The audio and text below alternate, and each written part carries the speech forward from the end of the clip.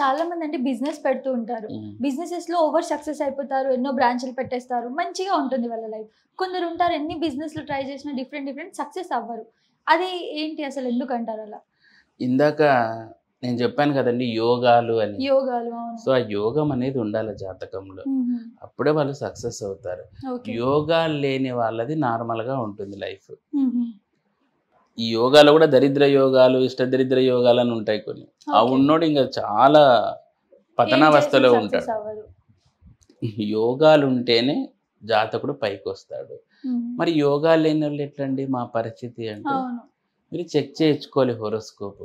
నేను నమ్మను ఇలాంటివి కాదు. చెక్ చేయించుకొని తెలుసుకోవాలి. ఇంతకు ఏముందో నీ జాతకంలో తెలుసుకుంటే ఓకే. ఒక ఆశ్రయ సొల్యూషన్ చెప్తాడు. నువ్వు పుట్టడమే పూర్వజన్మ కర్మతోటే పుడతాడు ప్రతి మానవుడు. దాన్ని తొలగించుకోవాలి. అప్పుడే నీకు సత్ఫలితం వస్తుంది. పూర్వజన్మ కర్మ ఒక జిడ్డులాగా ఉంటుంది. సంచిత కర్మ అంటారు. ఓకే. ఆ కర్మను అది పెద్ద జిడ్డులాగా ఉంటుంది. దాన్ని బాగా సర్ఫ్ ఎక్సెల్ ఇట్లాంటివి వేసి రుద్దినట్టు మనం భగవంతుని స్మరించడం ద్వారా దాన్ని తొలగించుకోవాలి. ఓకే. అప్పుడు నీకు ఒక బాడీ రిఫ్రెష్ అవుతుంది. తర్వాత కొత్త జన్మ పొందాలా లేదంటే ఈ జన్మలోనే ఏమైనా నీకు కేల్ కథం అవుతుందా అనేది భగవంతుడు డిసైడ్ చేస్తాడు నువ్వు చేసే పాప పుణ్యాన్ని బట్టి. ఓకే. చాలా మంది అండి బయట ఆస్ట్రాలజర్స్ ఏం చెప్తూ ఉంటారంటే ఆడవాళ్ళు శివుడి జపం చేయకూడదు అంటారు. నేను శివయ్య ఫ్యాన్ అంటే పూజ చేస్తూ ఉంటాను. సో అసలు జపం చేయొద్దా నిజంగా ఆడవాళ్ళు? అలా ఏమైనా ఉంటుందా? అట్లేం లేదండి, ఎవరైనా చేసుకోవచ్చు. ఇప్పుడు తల్లి తండ్రి ఉంటారు. మీ నాన్నని మీరు నాన్న అని పిలవకూడదంటే ఎట్లయితుంది? అవును. వాళ్ళ ఆది దంపతులు. నేను ఇట్లాంటి వాటికి కొంచెం వ్యతిరేకం అండి. అంటే ఇట్లాంటి మరి ఇట్లా మూఢంగా ఉండకూడదు, వాళ్ళు చేయకూడదు వీళ్ళు చేయకూడదు అని. సో ఇట్లాంటి వాటికి నేను వ్యతిరేకం అండి. ఆడవాళ్ళు ఏదో వీళ్ళకి స్పెషల్ డేట్స్ ఉంటే ఆ డేట్స్లో పక్కకు పెడతారు. మరి తరిగొండ వేంగమాంబ ఎవరు? ఆమె చేసి స్వామివారిని ఇది ప్రసన్నం చేసుకోలేదా? బీబీ నచ్చియార్ అని ఒక ఆమె ఉంది. సో ఆమె స్వామివారిని ఇది చేసుకోలేదా? మీకు అక్క మహాదేవి గుహలు తెలుసా శ్రీశైలంలో? మరి ఆమె లేడీనే కదా. సో ఇలాంటివన్నీ కూడాను అర్థవాదాలు అంటారు దీనిని. అంటే జస్ట్ లైక్ ఫేక్ ప్రాపగండా అన్నమాట. ఇప్పుడు ఇట్లాంటివి కొంతమంది సెక్ట్ ఆఫ్ పండితులు క్రియేట్ చేశారు. ఎందుకంటే వాళ్ళ లేడీస్ని దూరం పెట్టాలని. ఎందుకంటే స్త్రీ శక్తి చాలా గొప్పది. మనం భద్రకాళి ఇవన్నీ కూడా స్త్రీ శక్తే కదా. ఆమె శక్తి అనేది అనుకుంటే మగవాని కంటే చాలా హైగా చేసేస్తుంది. ఈవెన్ వ్యవసాయం చేసినది కూడా ఫస్ట్ లేడీనే. సో అట్లాంటి స్త్రీలు అప్పట్లో అంటే పూర్వకాలం ఇది కొంచెం హిస్టరీ బ్యాక్గ్రౌండ్ ఉంటే తెలుస్తుంది. వాళ్ళు ఎప్పుడైతే ఇట్లా ఇంకా మళ్ళీ మనము ఆంథ్రోపాలజీలోకి వెళ్ళిపోవాలి ఈ సబ్జెక్ట్ అంటే. So it's very depth subject. ఎప్పుడైతే ఈ స్త్రీల యొక్క ఇది వస్తుంది అనుకుంటారో అప్పుడు ఈ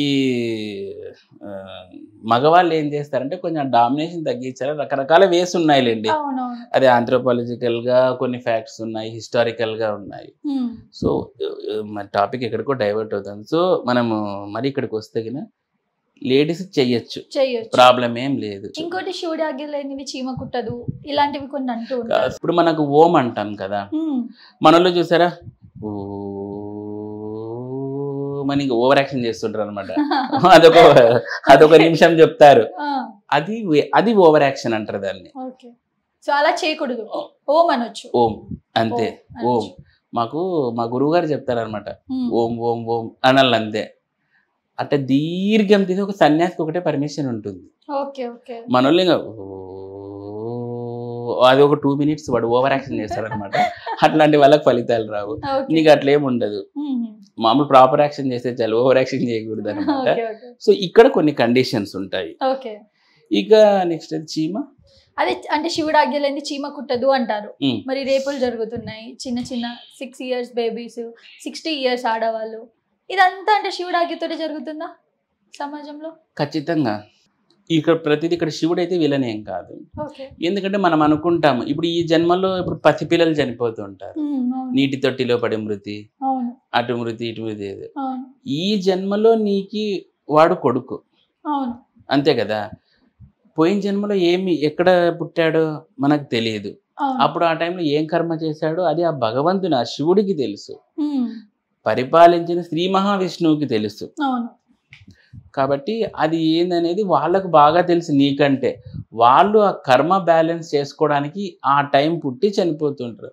అది చీమైనా దోమైనా మనకు కొన్ని లక్షల జీవరాశులు ఉన్నాయని చెప్పేసి భగవద్గీతలోనే ఉంది. సో ఇదంతా కూడాను ఈ కర్మ రూల్ మీద నడుస్తూ ఉంటుంది. ఇక్కడ భగవంతుడు ఏ దానికి ఆయన ఇష్టం చూపడు, ఏ దానికి అయిష్టత అనేది ఉండదు. స్థిత ప్రజ్ఞత అని ఉంటుంది భగవద్గీతలో. ఏ దానికి ఇది కాకుండా న్యూట్రల్ నేచర్ అట్లనే ఉంటాడు భగవంతుడు. ఆయన మరి అంత ఫేవరబుల్ రిజల్ట్ ఇంకా తన భక్తులందరికీ చావు లేకుండా చేసుకోవాలి కదా. అట్లా కాదు, వాళ్ళ వాళ్ళ పూర్వజన్మ కర్మల్ని బట్టి వాళ్ళకి ఏ టైం వరకు ఉండాలి, ఏ టైం వరకు చనిపోవాలి అనేది మొత్తం ప్రీ డిసైడెడ్. ఓకే, కర్మ గురించి మీరు ఇప్పుడు మాట్లాడితే నాకు గుర్తొచ్చింది, కర్మ అనుభవిస్తావు అని చెప్పేసి కొందరు అంటూ ఉంటారు. ఇప్పుడు చేసింది మనం నెక్స్ట్ అనుభవించాలి అని చెప్పి, నిజంగా అలా ఉంటుందండి? అనుభవిస్తాం, ఖచ్చితంగా అనుభవిస్తాం. ఈ జన్మలోనేనా? లేదు, నా ఎక్స్పెక్టేషన్ అంటే వచ్చే జన్మలో ఉంటది. వచ్చే జన్మ, ఈ జన్మదంతా మనం పోయిన జన్మ అంటే మనిషి పుట్టుక అనేది ఒకటేసారి ఉంటుందని కూడా అంటూ ఉంటారా, నిజమా? ఒక్కటేసారి ఉంటే అట్లనేం లేదండి. మనకు కొన్ని పురాణాలు పరిశీలిస్తే ఒక్క జన్మతోని ఎక్కడ కూడా ఎండ్ అవ్వలేదు కదా. మీకు ఇప్పుడు ఫర్ ఎగ్జాంపుల్ అర్జునుడు చూస్తే మనకు తర్వాత కన్నప్పగా జన్మించారు అని చెప్తారు, శ్రీకాళహస్తీశ్వర మహత్యం. మరి అర్జునుడు అంటే మనిషి ఒకటైతే మళ్ళీ కన్నప్పగా ఎందుకు పుట్టాలి? సో ఇక్కడ మీకు తేటతెల్లం అవుతుంది కదా. అలా కాదు, డిపెండ్స్ ఆన్ దేర్ కర్మ బ్యాలెన్స్ థియరీ, ఏవేవి ఎత్తాలా అని ఉంటుంది.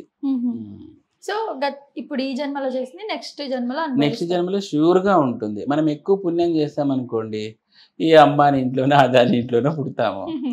ఏమి సరిగా పిల్లికి కూడా భిక్షంగా పెట్టుకోకుండా ఎంగిల్ చేతితో కూడా కాకి విదిలించుకోకుండా ఉంటాం అనుకోండి, వాడు ఎక్కడో అడగ తినేవాడు ఏదో అవుతాడు. సబ్స్క్రైబ్ చేయండి. Please like, share and subscribe to top Telugu TV. Top Telugu TV.